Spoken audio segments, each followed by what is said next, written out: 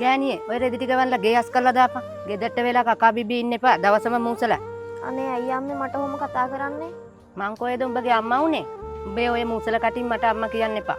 මම මේ ලෝකෙට උඹ වගේ ගෑණියෙක් ඉපැද්දුවේ නෑ. මේවා උඹලගේ තාත්තගේ වැරදි.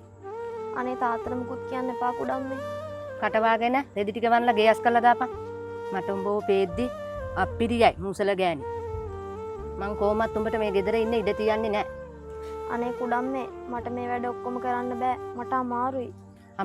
අමාරු නම් මෙහෙම මක බෑලා ඵලයන්තෝ.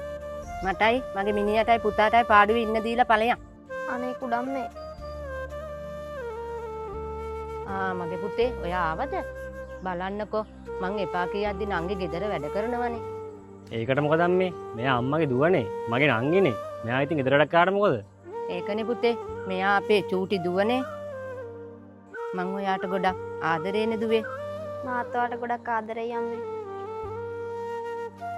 අම්මේ දන්නවද දෙයක්? ඔයාලා දෙන්න මෙහෙම ඉන්නවා දකිද්දි මට හරිම සතුටුයි. මට හරි මහන්සියි අම්මේ. මං යන ඇඳුමක් දාගන්න.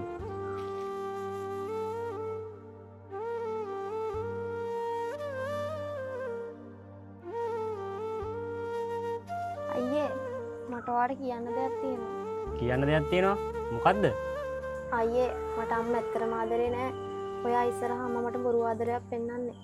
අනිත් වෙලාවට අම්මා මට සලකන්නේ සතෙක්ට වගේ. නංගි මොනවද තමුසේ කියවන්නේ? තමුසේ කතා කරන වගේ අම්මට හරිද? කොහොම දේවල් කියන්න කලින් දෙපාරක් හිතනවා.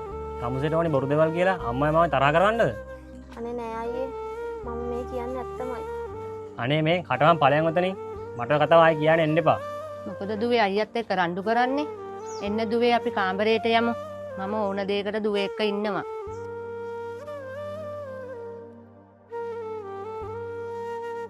යකෝ මෙච්චර ආදෙන් සලකන අම්මටද මේක මෙහෙම කතා කරන්නේ?